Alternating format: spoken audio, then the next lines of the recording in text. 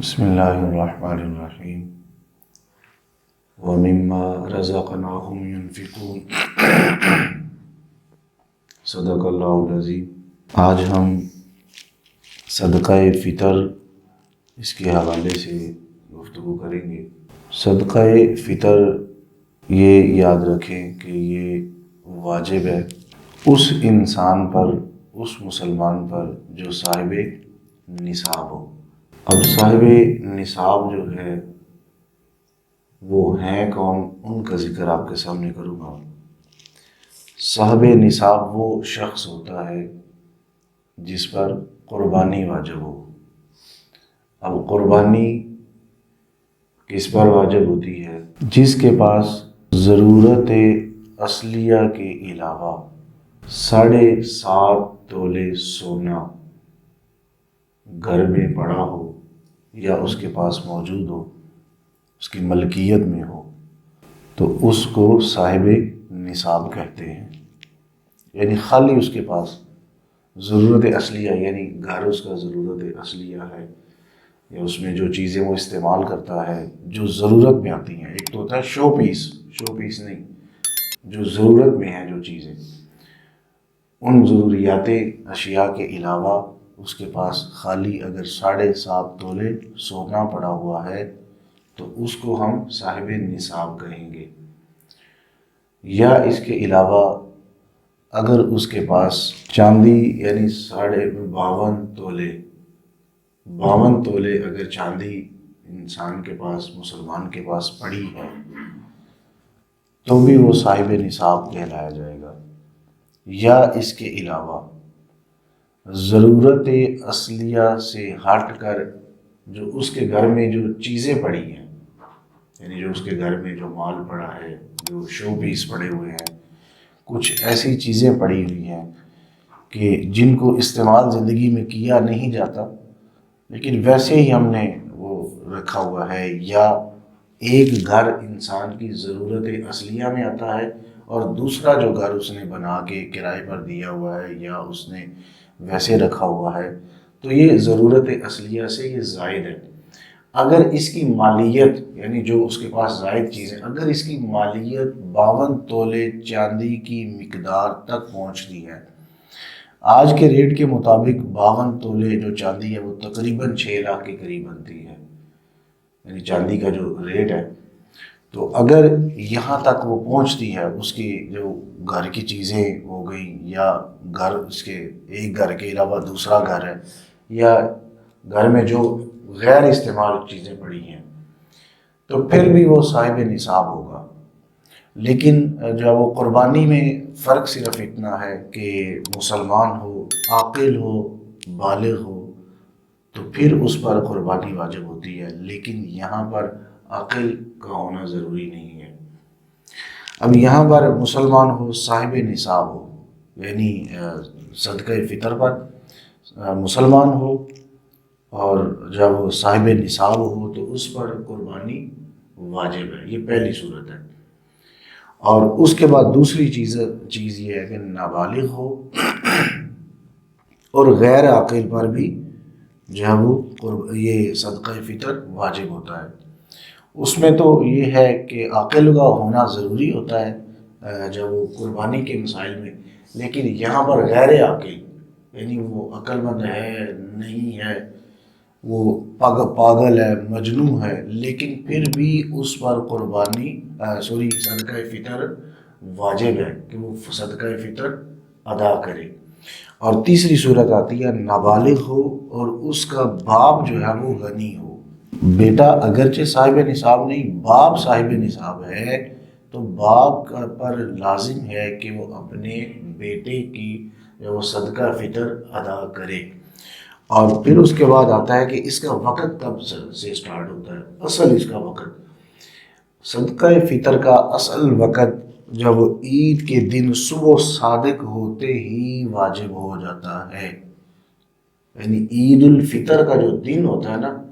اس سے پہلے ادا کر لیں تو یہ بہتر ہے۔ طریقہ بتایا گیا کہ آپ عید سے پہلے بھی ادا کر لیں تو یہ زیادہ بہتر ہے۔ آپ رمضان کے مہینے میں اگر صدقہ فطر ادا کرتے ہیں تو ایک تو صدقہ فطر آپ نے ادا کر لیا، دوسرا آپ نے جو ماہ رمضان کے اندر سخاوت کا جو درس میں جو آتا ہے کہ آپ جتنی زیادہ سخاوت اس مہینے میں کریں گے اتنا زیادہ ثواب حاصل کریں گے، تو آپ کو ڈبل ثواب ہے، ایک صدقہ فطر کا اور دوسرا رمضان کے مہینے میں خرچ کرنے کا، دو ثواب ہے۔ اسی وجہ سے کچھ جو صاحب نصاب ہوتے ہیں جن پر زکوٰۃ واجب ہوتی ہے، اگرچہ ان پر زکوٰۃ جو ہے وہ شوال میں جا کے بھی واجب ہو رہی ہوتی ہے، لیکن وہ پھر بھی جو لوگ ہیں وہ رمضان کے اندر زکوٰۃ نکال لیتے ہیں تاکہ ایک تو زکوٰۃ کا ثواب مل جائے اور دوسرا ماہ رمضان کا ثواب مل جائے، یعنی وہ دو ثواب کو ایک ہی جگہ اکٹھا کرنا چاہ رہے ہوتے ہیں، تو اس وجہ سے رمضان کے اندر وہ زکوٰۃ دے لیتے ہیں۔ اگر صدقہ فطر جو ہے رمضان کے مہینے کے اندر دے لیا جائے تو ڈبل ثواب ہے، صدقہ فطر کا اور ماہ رمضان میں خرچ کرنے کا زیادہ ثواب ہے۔ اور پھر اس کے بعد اس کا وقت کب تک ہے، یعنی ایک تو ہے کہ عید سے پہلے جب عید کا دن آ گیا نا تو صبح صادق ہوتے ہی اس پر واجب ہو گیا، اس کا وقت علماء نے لکھا ہے کہ ساری زندگی اس کے پاس اب پڑی ہوئی ہے، ساری زندگی میں وہ کبھی بھی لے سکتا ہے، لیکن اس پر جب وہ احادیث بھی سے بھی ملتا ہے، بزرگان دین کے فرامین سے بھی ملتا ہے، ہمارے اسلاف نے بھی یہ لکھا ہے کہ صدقہ فطر جب وہ عید کی نماز سے پہلے ادا کر لے تو اس سے فائدہ یہ ہوگا کہ جو ماہ رمضان کے اندر انسان سے غلطیاں ہوئی، جو اس کا ماہ رمضان کے جو روزے ہیں ان کا جو ثواب ہے وہ معلق رہتا ہے اس کے صدقہ فطر ادا کرنے تک، اگر وہ ادا کر لیتا ہے تو اسے ثواب مل جائے گا، ٹھیک ہے۔ بقیہ اگر وہ نہیں ادا اس وقت نہیں کرتا، ٹائم نہیں ہے، وقت نہیں ہے، یا بسا اوقات ایسا ہوتا ہے کہ انسان نے صدقہ فطر جو ہے وہ نکال لیا اور کسی ایسی جگہ پہنچانا ہے کہ جو عید کے بعد ہی پہنچایا جا سکتا ہے، یعنی کسی ایسے رشتہ دار تک پہنچانا ہے جہاں وہ سہولت نہیں ہے فی الفور پہنچانے کی، اکاؤنٹ کی یا مطلب کوئی آن لائن ٹرانسفر کی، تو وہاں پر جو وہ آپ عید کے بعد جب بھی موقع ملے تو وہاں تک آپ پہنچا لیں، اس کا کیونکہ وقت کی جو وہ حد مقرر نہیں کی گئی۔ اور اس کے بعد آتا ہے کہ نماز عید سے پہلے دے لینا یہ بہتر ہے ویسے، اور اس کے علاوہ جو ہے وہ شرعی فقیر کو دے تو یہ زیادہ بہتر ہے۔ شرعی فقیر وہ ہوتا ہے کہ جس کے پاس ایک وقت کا کھانا کھا لیا، اب دوسرے وقت کا کھانا اس کے پاس میسر ہی نہیں۔ اچھا، یہاں پر وہ شرعی فقیر جو آج کل فقیر بنے پھرتے ہیں نا، یہ دروازے پر سوالی بن کے آتے ہیں، یہاں سے وہ مراد نہیں ہے، یہاں سے وہ مراد ہے کہ جن کے پاس ایک وقت کا کھانا کھا لیا، اب دوسرے وقت کا جب ان کے پاس کھانا بھی میسر نہیں، یعنی اتنے غریب ہیں ان کے پاس اپنا گھر بھی نہیں۔ میں سادہ سی مثال دے دی کہ ایک وقت کا کھا لیا، اگلے وقت کا اب اللہ پہ بھروسہ ہے ان کا کہ وہ کہیں سے آئے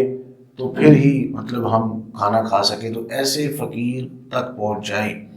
اور پھر اس کے بعد ملتا ہے کہ جب وہ اگر یہ فقیر مختلف ہو، یعنی دو فقیر ہے محلے کے اندر، تو آپ آدھا صدقہ فطر ایک کو ادا کر سکتے ہیں، آدھا دوسرے کو ادا کر سکتے ہیں، یعنی وہ اگر دو ہیں محلے کے اندر یا رشتہ داروں میں دو ہیں تو ظاہر سی بات ہے ہم کسی ایک کو دیں گے تو پھر دوسرے کے اوپر استحسان ہے جو ہمارے اوپر لازم تھا کہ ہم رشتہ داری کا خیال کرتے، پھر وہ جو ہے وہ کیٹیگری سے ہم نکل جائیں گے، تو بہتر یہ ہے کہ دونوں میں آدھا آدھا بانٹ دیں تو یہ زیادہ بہتر ہے۔ اور پھر اس کے بعد آتا ہے کہ جو اس کی مقدار ہے صدقہ فطر کی یہ کتنی ہے۔ اب اس کی جو ہے وہ حضور علیہ الصلوۃ والسلام کے دور میں جب سا ایک ہوتا تھا، وہ جب آلہ ہوتا تھا ماپنے کا، جس کو ہماری زبان میں ہم ٹوپا کہتے ہیں، وہ ایک وقت ہوتا تھا، وہ مٹی کے اندر جب ایک ٹوپا نما وہ رکھتے تھے تو اس کی جو اصل مقدار ہوتی تھی، وزن ہوتا تھا، اس کے اندر 4 کلو جو ہے وہ آٹا یا 4 کلو گندم سما سکتی تھی۔ تو حضور علیہ الصلوۃ والسلام کے دور میں بھی وہ آلہ تھا ماپنے کا، وہ 1 سا گندم، 2 سا گندم، وہ عربی زبان کا لفظ ہے سا، تو جب وہ اس دور میں بھی ہوتا تھا تو حضور علیہ الصلوۃ والسلام نے ایک سمپل طریقہ بتا دیا کہ اگر آپ نے گندم سے جو ہے وہ صدقہ فطر ادا کرنا چاہتے ہیں تو نصف سا یعنی آدھا سا تو وہ بنتا ہے 2 کلو۔ تو آپ جو ہے وہ گندم کا خیال کرتے ہوئے 2 کلو گندم کی جو قیمت بنتی ہے مروجاً یعنی آج کے دن کے مطابق، تو احتیاطاً اگر آپ کوئی 20 30 50 ابھی یہ احتیاطاً قیمت 300 بتائی جاتی ہے، بقیہ اگر گندم کا ایگزیکٹ ریٹ بتائیں تو میرے خیال میں وہ تھوڑے سے کم بنتے ہیں، تو جو ہے احتیاطاً آپ 20 30 اس میں ایڈ کر لیں کہ چلے کسی علاقے میں ممکن ہے مہنگی بھی ہو یا زیادہ ثواب مل جائے، تو آدھا جو ہے وہ سا یعنی 2 کلو گندم آپ اللہ کی راہ میں یعنی کسی فقیر کو دیں۔ اور دوسرا، اگر آپ کھجور سے دینا چاہتے ہیں یا آپ جو ہے وہ جو سے دینا چاہتے ہیں یا کشمش سے دینا چاہتے ہیں، یہ ہر انسان کی اپنی سہولت کے پیش نظر ہے، یعنی جو کم از کم ہے وہ ہے گندم، کم از کم سب سے، یعنی جو ماڑے طبقے کے ہمارے طبقے کے جو لوگ آتے ہیں وہ جو ہے وہ گندم سے ادا کر لے تو ہو جاتا ہے۔ یعنی یہ انسان کی اپنی سہولت کے پیش نظر ہے کہ اس کے پاس کتنا مال ہے، یعنی کم مال ہے، یعنی اگرچہ یہ صاحب نصاب یعنی 52.5 تولے یعنی سونا یا سوری 7 تولے 7.5 تولے سونا یا 52 تولے چاندی کی مقدار، یہ کم از کم عقل جو مراد لی گئی ہے، تو اس کے لیے کوشش کرے کہ وہ گندم سے دے لے۔ اگر انسان کے پاس وہ 100 جو وہ تولہ سونا پڑا ہے یا اس مطلب اس مال زیادہ ہے، تو پھر وہ کھجور تک جائے یا کشمش تک چلا جائے، سب سے آخری درجہ کشمش کا ہے، وہاں تک چلا جائے، تو کیونکہ وہ ادا کر لیں تو زیادہ بہتر ہے نا، انسان کے اوپر جتنا زیادہ آپ خرچ کریں گے اتنا زیادہ ثواب ملے گا۔ اب ایک شخص کی ماہانہ آمدن میں اکثر کہا کرتا ہوں ایک بندے کی ماہانہ آمدن ہی 1 لاکھ روپیہ ہے، تو اس کے لیے 10 روپے مسجد میں بھیجنا کوئی بڑی بات نہیں ہے، اور ایک شخص کی ماہانہ آمدن ہی 10,000 ہے، اس کے لیے 10 روپے دینا کوئی قیمت رکھتا ہے کم از کم، پھر بھی کچھ نہ کچھ، لیکن ایک انسان کے پاس ہے ہی 1 لاکھ، تو اس کے لیے ضروری تھا کہ وہ 100 بھیجتا یا 1000 بھیجتا اپنی استطاعت کے مطابق، تو یہاں بھی انسان اپنی استطاعت کے مطابق صدقہ فطر ادا کرے گا۔ ہاں اگر کھجور سے کرنا چاہتا ہے تو اس کا جو طریقہ وہ بھی بتا دیا حضور علیہ السلام نے فرمایا کہ اس کے لیے ضروری ہے کہ وہ 1 سا یعنی 4 کلو بنتی ہے۔